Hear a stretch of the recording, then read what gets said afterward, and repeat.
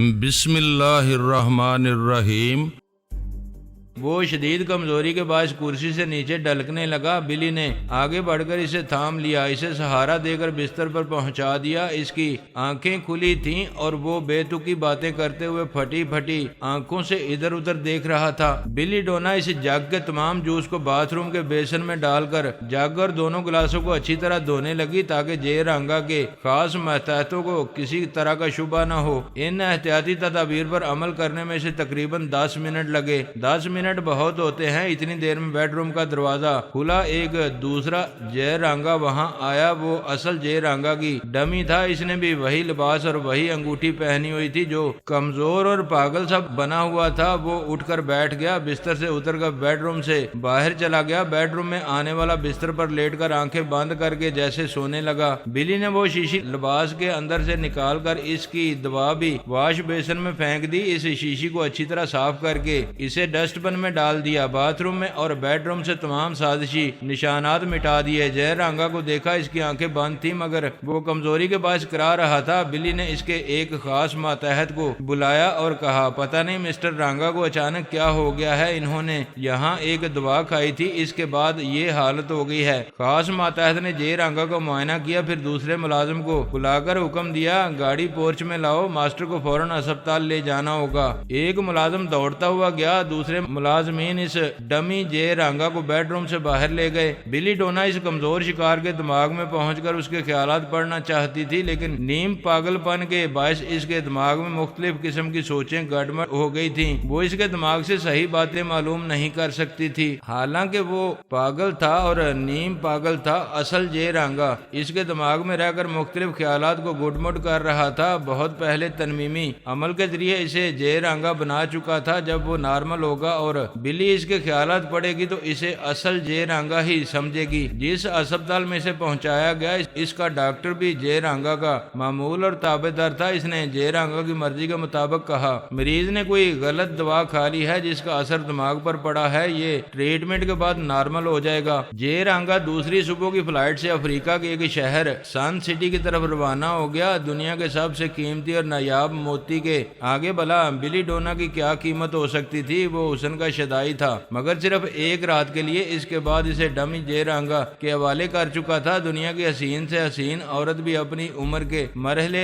طے کر کے ڈھلک جاتی ہے۔ ہیرے موتی نہ بوڑھے ہوتے ہیں اور نہ اپنی چمک اور حسن سے محروم ہوتے ہیں، وہ ازل سے ابد تک سدا بہار رہتے ہیں۔ جے رانگا کے معتمد خاص کا نام دھرم ویر تھا۔ اسے معلوم تھا کہ اپنے آقا کی عدم موجودگی میں اسے کیا کرنا ہے۔ اس نے بلی ڈونا سے کہا، جب آپ یہاں آئی تھی تو ہمارے ماسٹر نے کہا تھا کہ آپ یہاں ان کی مسٹریس بن کر رہیں گی۔ اب وہ اسپتال میں زیر علاج ہیں، ان کے نارمل ہونے تک آپ ہماری مالکہ رہیں گی اور یہاں سب ہی آپ کے احکامات کی تعمیل کرتے رہیں گے۔ وہ بولی، میں تمہارے ماسٹر جے رانگا کے لیے فکر مند ہوں، خدا سے دعا مانگ رہی ہوں کہ وہ جلد ہی نارمل ہو جائیں۔ یہ کہنے کے بعد اس نے خیال خوانی کے ذریعے معتمد خاص دھرم ویر کے چور خیالات پڑھنے کی کوشش کی۔ وہ بولا، مسٹریس، میں اپنے ماسٹر کا معتمد خاص ہوں، وہ میرے چور خیالات بہت پہلے پڑھ چکے ہیں، اس لیے آنکھیں بند کر کے مجھ پر اعتماد کرتے ہیں۔ میں آپ سے التجا کرتا ہوں کہ میرے ماسٹر کے اعتماد کو بحال رہنے دیں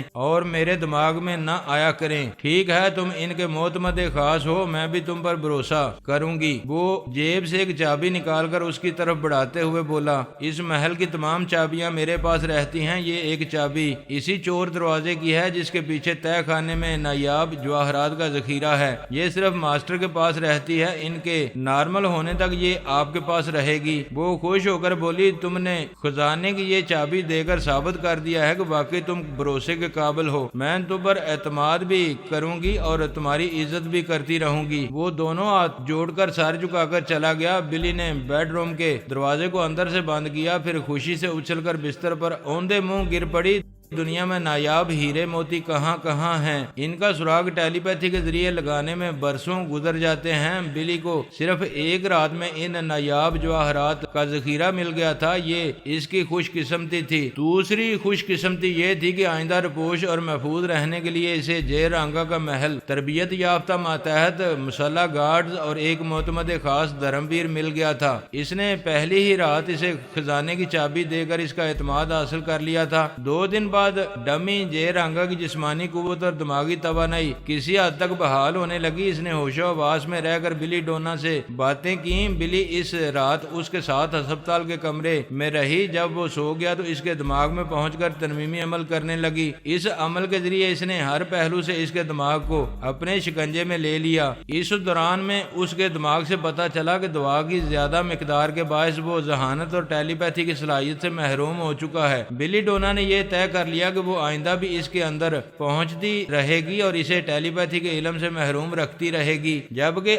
حقیقت یہ تھی وہ ڈمی ٹیلی پیتھی جانتا ہی نہیں تھا۔ جے رانگا نے جو باتیں اس کے دماغ میں نقش کی تھیں وہ بلی کا معمول بن کر وہی باتیں ظاہر کر رہا تھا۔ کھلاڑی بے شمار ہوتے ہیں لیکن ہر ایک کے کھیلنے کا اپنا انداز جدا ہوتا ہے۔ بلی ڈونا وہاں اپنی عقل اور اپنے انداز سے کھیل رہی تھی اور جے رانگا اپنے سٹائل سے کھیل دکھا رہا تھا۔ بہرحال اتنا تو ہوا کہ بلی کو ایک پناہ گاہ مل گئی تھی۔ اس نے اپنی دانست میں جے رانگا پر کامیاب ترمیمی عمل کیا تھا۔ وہ اسے ترمیمی نیند سلانے کے بعد واپس محل میں جانا چاہتی تھی۔ اسی وقت اس نے پرائی سوچ کی لہروں کو محسوس کیا۔ پھر پوچھا، کون ہو تم؟ کسی نے کہا، میں مسٹر پورس کا ماتحت ہوں، آپ کی خیریت معلوم کرنے آیا ہوں۔ وہ بولی، پورس سے کہو میرا پیچھا چھوڑ دے، میں آئندہ اس کے کسی ماتحت کو اپنے اندر نہیں آنے دوں گی۔ اس نے سانس روک کر اسے بھگا دیا۔ اسپتال سے باہر آ گئی۔ اس کی حفاظت کے لیے مسلح گارڈز موجود تھے۔ وہ ایک ملکہ کی شان سے ایک کار کی پچھلی سیٹ پر بیٹھ گئی۔ وہاں سے محل کی طرف جاتے وقت اس نے پھر پرائی سوچ کی لہروں کو محسوس کیا۔ پھر پوچھا، کون ہے؟ میں مسٹر پارس کا ماتحت ہوں اور آپ کو پورس سے دور کسی محفوظ پناہ گاہ تک پہنچا سکتا ہوں۔ بہت دیر کی، مہربان آتے آتے گیٹ آؤٹ۔ آئندہ ایک سیکنڈ کے لیے بھی میرے دماغ میں جگہ نہیں ملے گی۔ اس نے سانس روک کر اسے بھی بھگا دیا۔ اب وہ ملکہ عالیہ بن چکی تھی۔ آئندہ چہرہ بدل کر رہنے والی تھی۔ کوئی اس کی پرچھائی تک بھی نہیں پہنچ سکتا تھا۔ پورس کئی معاملات میں مصروف تھا۔ اس کی پہلی کوشش یہی تھی کہ وہ تمام دعائیں جلد سے جلد تیار کر لے۔ نیلما کی آتما نے شیتارا کے جسم کو چھوڑ کر اور اسے فنا کر کے مسائل پیدا کر دیے تھے۔ پہلے اس نے اس کے تمام ٹیلی پیتھی جاننے والے چھین لیے تھے۔ اسے امریکن اکابرین کی نظروں سے گرا دیا تھا۔ اب اس کی آتما رپوش ہو کر اس کے دل میں طرح طرح کے اندیشے پیدا کر رہی تھی۔ وہ نہیں جانتا تھا کہ وہ آئندہ کس حسینہ کے جسم میں سما کر پھر جسمانی طور پر دنیا میں آئے گی اور اس کے لیے مسائل پیدا کرتی رہے گی۔ پورس کا ایک اور اہم معاملہ الپا اور پارس کے سلسلے میں تھا۔ انہوں نے اسرائیلی اکابرین کو دعاؤں کے فارمولے دے کر ان کا اعتماد حاصل کر لیا تھا۔ وہ خوش تھے کہ الپا ایک مسلمان سے شادی کر کے یہودی قوم کو فائدہ پہنچا رہی ہے اور پورس ان کی یہ خوش فہمی ختم کرنا چاہتا تھا۔ وہ ڈاکٹر انا پورنا کو اپنی خفیہ لیبارٹری میں مصروف چھوڑ کر کھنڈالہ سے تل ابیب آ گیا تھا۔ اسے اطمینان تھا کہ وہ خیال خوانی کے ذریعے انا پورنا کو دن رات اپنے قابو میں رکھے گا، کسی بھی دشمن کو اس لیبارٹری تک پہنچنے نہیں دے گا۔ اگر دعاؤں کی تیاری کے سلسلے میں ذرا سی بھی گڑبڑ ہوگی تو وہ فوراً ہی فلائنگ کیپسول کے ذریعے اس لیبارٹری میں انا پورنا کی حفاظت کے لیے پہنچ جائے گا۔ اس نے تل ابیب میں ایک اعلیٰ فوجی افسر کے خیالات پڑھ کر معلوم کیا کہ ان فارمولوں کے مطابق کس لیبارٹری میں رازداری سے دوائیں تیار ہو رہی ہیں۔ وہ نادیدہ بن کر اس لیبارٹری کے اندر پہنچ گیا تھا۔ پارس سمجھ رہا تھا کہ وہ نادیدہ بن کر کس طرح اس لیبارٹری میں پہنچ سکتا ہے اور وہاں کے ڈاکٹروں کو کامیاب دوائیں تیار کرنے سے باز رکھ سکتا ہے۔ اس وقت شطرنجی چالیں چلی جاتی ہیں، اپنے مخالف کھلاڑی کو دوسری چالوں میں الجھایا جاتا ہے۔ پارس نے پورس کو تل ابیب کی خفیہ لیبارٹری تک پہنچنے سے روکنے کے لیے اسے نیلما کے معاملے میں الجھا دیا۔ اس نے الپا کو سمجھایا کہ کس طرح ایک ڈرامہ پلے کرنا ہے۔ اس نے پارس کی ہدایت کے مطابق نیلما کے لب و لہجے میں پورس کو مخاطب کیا۔ ہیلو مکار، تم میرے لب و لہجے سے مجھے پہچان رہے ہو؟ اس نے پوچھا۔ کون؟ نیلما۔ ہاں، سب سے پہلے تمہیں خوشخبری سنانے آئی ہوں کہ میں نے ایک نیا جسم حاصل کر لیا ہے۔ ایسی حسین، ایسی جوان اور ایسی پرکشش ہو گئی ہوں کہ دیکھو گے تو رال ٹپکنے لگے گی۔ پورس نے ایک ماتحت کے دماغ میں پہنچ کر کہا اس کے دماغ میں آ کر باتیں کرو، میں تمہیں اپنے اندر نہیں رہنے دوں گا۔ اس نے سانس روک لی۔ الپا نے کہا یہ لو، میں تمہارے ماتحت کے اندر آ گئی ہوں۔ تم نے اپنی آنکھوں سے دیکھا ہے کہ شیتارا کا جسم جل کر راکھ ہو چکا ہے۔ پارس کو مجھ سے نہیں شیتارا کے جسم سے نفرت تھی۔ میرے آشرم والوں نے اسے جلا کر پارس کو مطمئن کر دیا ہے، اب اسے مجھ سے کوئی شکایت نہیں ہے۔ اب تم کیا کہنے آئی ہو؟ یہی کہ تم بہت بڑے مکار ہو۔ مجھے معلوم ہو چکا ہے کہ میرے بیڈ روم میں تم ہی نادیدہ بن کر آیا کرتے تھے۔ تم نے میرا سکون برباد کر دیا تھا، اب میں تمہیں سے نہیں رہنے دوں گی۔ تم غلط سمجھ رہی ہو، پارس نے تمہیں میرے خلاف بہکایا ہے۔ میں نادان بچی نہیں ہوں کہ کسی کے بہکانے سے بہک جاؤں گی۔ اگر تم ایسا سمجھتی ہو تو پھر یہی صحیح، میں نادیدہ بن کر تمہیں پریشان کیا کرتا تھا۔ اب تم کیا کرنا چاہتی ہو؟ تم نادیدہ بن کر دن رات مجھے پریشان کرتے رہے، اب میں تمہیں دن رات پریشان کروں گی، تمہارے ہر معاملے میں رکاوٹ بنوں گی۔ تم جب بھی کامیاب ہونا چاہو گے میں تمہیں ناکام بنا دوں گی۔ نیلما، تمہیں اپنے بارے میں بہت زیادہ خوش فہمی پیدا ہو گئی ہے۔ میں تمہیں سمجھاتا ہوں کہ دوست بن کر رہو، بڑے فائدے میں رہو گی۔ دشمنی کرو گی تو نقصان اٹھاتی رہو گی۔ ہو سکتا ہے یہ میری خوش فہمی ہو، لیکن میں پہلے دشمنی کر کے دیکھوں گی کہ مجھے کس طرح کے نقصانات پہنچتے ہیں۔ اگر وہ نقصانات ناقابل برداشت ہوں گے تو میں تم سے دوستی کر لوں گی۔ کیا یہ بتاؤ گی کہ فی الحال میرے خلاف کیا کرنے والی ہو؟ اپنے مخالف کو پہلے سے کچھ بتایا نہیں جاتا، کیونکہ تمہارا سکون برباد کرنا چاہتی ہوں، اس لیے بتا رہی ہوں کہ اس وقت ایک طیارے میں سفر کر رہی ہوں اور 1 گھنٹے بعد بینکاک پہنچنے والی ہوں۔ وہ ذرا سا چونکا، پھر بولا بینکاک جا کر میرا کیا بگاڑ لو گی؟ وہاں ایک زبردست تاش کا کھلاڑی ہے، اس کا نام شنکر داس ہے۔ ڈاکٹر انا پورنا اس کی دیوانی تھی، لیکن وہ بہت لالچی اور خود غرض ہے، اپنے چاہنے والی کو چھوڑ کر بینکاک چلا گیا۔ اب میں اسے دوبارہ ممبئی واپس لاؤں گی۔ وہ ممبئی آ کر کیا کرے گا؟ اخبارات، ریڈیو اور ٹی وی کے ذریعے اس ڈاکٹر کو متوجہ کرے گا کہ وہ اس کی محبت میں کھنچا ہوا ممبئی آ گیا ہے۔ وہ جہاں بھی ہے ایک منتر پڑھنا شروع کر دے۔ کیسا منتر؟ اس منتر کے پڑھنے سے کیا ہوگا؟ اس منتر کا تعلق میری آتما سے ہے۔ جب وہ ڈاکٹر اس منتر کا جاب کرے گی تو آتما میرے جسم سے نکل کر سیدھی اس کے پاس پہنچ جائے گی اور یہ معلوم کر لے گی کہ وہ کس ملک کے کس علاقے میں کہاں چھپی ہوئی ہے۔ پورس کو چپ سی لگ گئی، وہ تھوڑی دیر تک سوچتا رہا، پھر انجان بن کر بولا تم مجھے کسی شنکر داس اور ڈاکٹر انا پورنا کا قصہ کیوں سنا رہی ہو؟ ان کا مجھ سے کیا تعلق ہے؟ جو قصہ سنا رہی ہوں وہ قسط وار ہے، اگلی بار آؤں گی تو اس کی دوسری قسط سناؤں گی۔ اب میں جا رہی ہوں، مجھے آواز نہ دینا۔ الپا اس کے ماتحت کے دماغ سے چلی آئی، پارس سے بولی مجھے اس کے ماتحت کے دماغ میں رہ کر دیکھنا چاہیے کہ وہ کس طرح نیلما کو پکار رہا ہوگا۔ پارس نے کہا اسے پکارنے دو، بیچارے شنکر داس کی شامت آ گئی ہے، وہ اسے بینکاک سے ممبئی نہیں پہنچنے دے گا۔ الپا نے کہا ایک گڑبڑ ہو سکتی ہے۔ وہ کیا؟ پورس سمجھوتا کرنے کے لیے نیلما کے دماغ میں پہنچے گا تو یہ بید کھل جائے گا کہ ابھی وہ اس سے گفتگو نہیں کر رہی تھی۔ تو پھر چلو نیلما کے دماغ میں پہنچ کر دیکھتے ہیں۔ اگر پورس وہاں پہنچا ہوگا تو نیلما ہماری سوچ کی لہروں کو محسوس نہیں کر سکے گی۔ ان دونوں نے نیلما کے لب و لہجے کو گرفت میں لے کر اس کے دماغ میں پہنچنا چاہا، لیکن اس کا دماغ نہیں ملا۔ انہوں نے دوسری بار اسی طرح کے لب و لہجے کو گرفت میں لیا، پھر خیال خوانی کی پرواز کی، اس بار بھی نیلما کا سراغ نہیں ملا۔ تب یہ بات سمجھ میں آئی کہ نیلما کی آتما نے جس حسینہ کا جسم حاصل کیا ہے اب اسی حسینہ کے لب و لہجے کو اختیار کر رہی ہوگی، اسی لیے وہ الپا اور پارس کو نہیں مل رہی ہے۔ پورس بھی اس سے سمجھوتا کرنے کے لیے خیال خوانی کے ذریعے اسے تلاش کر رہا ہوگا اور ناکام ہو رہا ہوگا۔ واقعی پورس نے بھی یہی کیا تھا اور اس نتیجے پر پہنچا تھا کہ نیلما نے جو نیا جسم حاصل کیا ہے اسی جسم والی کے لب و لہجے کو اختیار کر رہی ہوگی، لیکن ابھی خیال خوانی کے ذریعے نیلما کے سابقہ لب و لہجے میں بول رہی تھی۔ اگر یہ ڈرامہ پارس پلے کر رہا تھا تو لیکن پورس نیلما کی آتما شکتی سے متاثر ہو کر سوچ رہا تھا کہ وہ چڑیل پارس سے زیادہ خطرناک ہے۔ کم وقت اپنی غیر معمولی صلاحیتوں کے ذریعے شنکر داس تک پہنچ گئی ہے۔ اب شنکر داس کو بینکاک سے ممبئی پہنچنے کا موقع نہیں دینا چاہیے۔ اس نے بینکاک میں 2 ماتحتوں کو مخاطب کر کے کہا میری ایک مخالف چڑیل 1 گھنٹے میں بینکاک پہنچنے والی ہے، تم دونوں فوراً شنکر داس کو پاس پہنچو، پھر ایک لمحہ بھی ضائع کیے بغیر اسے گولی مار دو۔ میں 15 منٹ کے اندر یہ سننا چاہتا ہوں کہ وہ مر چکا ہے اور میں اس کے مردہ دماغ میں پہنچ کر اس کی موت کا یقین کروں گا۔ ایک ماتحت نے کہا باس اس نے بینکاک پہنچ کر اتنی دولت کمائی ہے کہ اب شراب پینے لگا ہے، آپ اس کے اندر پہنچ کر ہمیں بتا سکتے ہیں کہ ابھی وہ ہمیں کہاں مل سکتا ہے؟ پورس نے فوراً ہی خیال خوانی کی چھلانگ لگائی اور شنکر داس کے دماغ میں پہنچنا چاہا، لیکن سوچ کی لہریں بھٹک کر واپس آ گئیں۔ اس کا مطلب یہ تھا کہ اس کا دماغ مردہ ہو چکا ہے، وہ مر چکا ہے۔ پورس نے اپنے ماتحتوں سے کہا وہ خیال خوانی کے ذریعے نہیں مل رہا ہے، اس کی موت کا یقین ہو رہا ہے، تم لوگ اس مکان میں جاؤ جہاں وہ رہتا تھا، ان کلبوں میں بھی جاؤ جہاں وہ جوا کھیلتا تھا۔ وہ ان کے دماغوں میں رہ کر دیکھنے لگا، وہ شنکر داس کو تلاش کرنے کہاں کہاں جا رہے ہیں۔ ایک ذرا اطمینان بھی تھا کہ وہ مر چکا ہے، اور یہ شبہ بھی تھا کہ وہ زندہ ہے اور نیلما کوئی چال چل رہی ہے۔ ماتحتوں سے پتا چلا کہ جس مکان میں وہ رہتا تھا اس کا دروازہ کھلا ہوا تھا اور اندر سامان بکھرا پڑا تھا۔ اس نے مالک مکان کو کرایہ ادا کیا تھا، اس کے باوجود مالک مکان نے پولیس اسٹیشن میں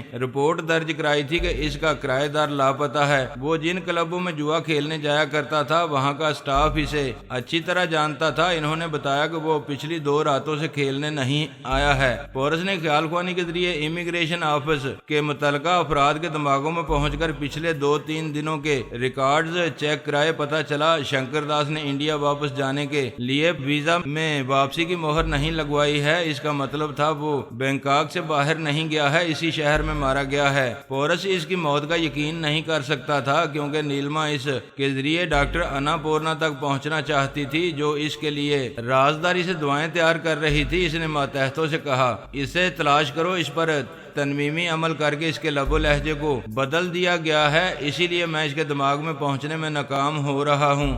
پورس نے اپنے ایک اور ماتحت کی ڈیوٹی ایئرپورٹ پر لگائی۔ اس سے کہا تھا میری ایک دشمن ایئر انڈیا کی فلائٹ سے بینکاک پہنچ رہی ہے، مجھے اس کی صورت شکل اور حلیے کے بارے میں کچھ معلوم نہیں ہے، ایک اندازہ ہے کہ وہ ایک حسین دوشیزہ ہوگی اور شاید تنہا ہوگی، وہ ہمیں دھوکہ دینے کے لیے کسی ساتھی یا کسی فیملی کے ساتھ بھی ہو سکتی ہے۔ اس فلائٹ سے جتنی حسین نوجوان لڑکیاں آئیں گی تم ایک گائیڈ بن کر اپنی خدمات پیش کرنے کے لیے انہیں مخاطب کرو گے، اس طرح میں ان کے دماغوں میں پہنچ سکوں گا۔ اس ماتحت نے اس کے حکم کی تعمیل کی۔ اس فلائٹ سے آنے والے مسافروں میں مردوں کے علاوہ جوان اور بوڑھی عورتیں بھی تھیں۔ ماتحت نے بوڑھیوں کو نظر انداز کیا اور ایک گائیڈ کی حیثیت سے جوان لڑکیوں کو اپنی خدمات پیش کرنے کے لیے انہیں مخاطب کرتا رہا۔ صرف 6 جوان اور حسین لڑکیاں تھیں، انہوں نے خدمات حاصل کرنے سے انکار کیا۔ پورس ان کے اندر پہنچ کر ان کے خیالات پڑھتا گیا، وہ سب عام لڑکیاں تھیں۔ اگر نیلما ہوتی تو پرائی سوچ کی لہروں کو محسوس کرتے ہی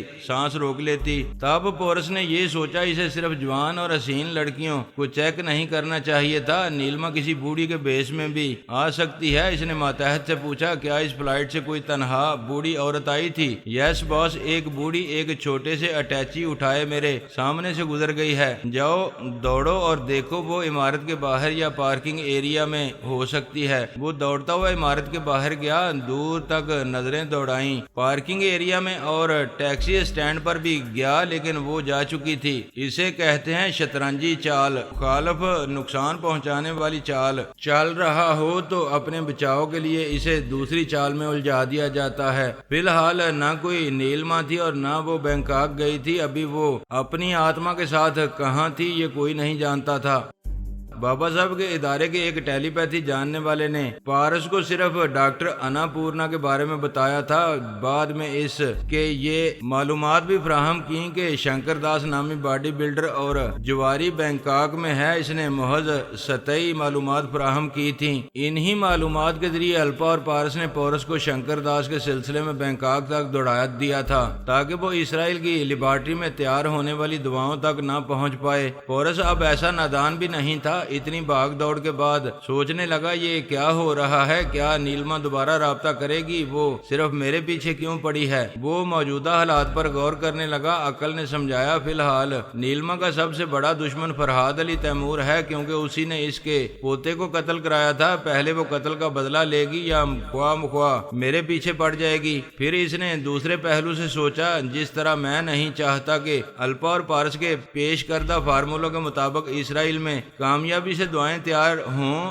اسی طرح پارس بھی میری خفیہ لیبارٹری تک پہنچنے کی کوشش کر رہا ہوگا۔ نیلما کے پیچھے بھاگتے ہوئے میں پارس کو نظر انداز کر کے بہت بڑی غلطی کر رہا ہوں۔ وہ مکار میری توقع کے خلاف چالیں چل کر مجھے الجھائے گا اور شاید وہ ایسا کر رہا ہو۔ پھر اس نے سوچا جب میں تل ابیب آ کر اس خفیہ لیبارٹری کا سراغ لگا چکا ہوں تو مجھے ان فارمولوں سے بنی ہوئی دعاؤں کو ناکام بنا کر ہی یہاں سے جانا چاہیے۔ رہی نیلما کی بات تو میں ڈاکٹر انا پورنا کے دماغ میں زیادہ سے زیادہ رہوں گا۔ اگر وہ کسی منتر کا جاپ کرے گی تو میں اسے ایسا کرنے سے باز رکھوں گا۔ وہ بڑی ذہانت سے سوچتا رہا۔ جب سے پارس کا مقابلہ شروع ہوا تھا تب سے اس نے کئی عورتوں اور مردوں کو اپنا معمول اور تابع دار بنایا تھا اور ان سے ضرورت کے وقت کام لیا کرتا تھا۔ وہ یہ نہیں جانتا تھا کہ پارس نے الفا سے نیلما کا رول ادا کرایا تھا اور اسے دوسری طرف الجھائے رکھنے کے لیے نیلما کو اس کے لیے درد سر بنا رہا تھا۔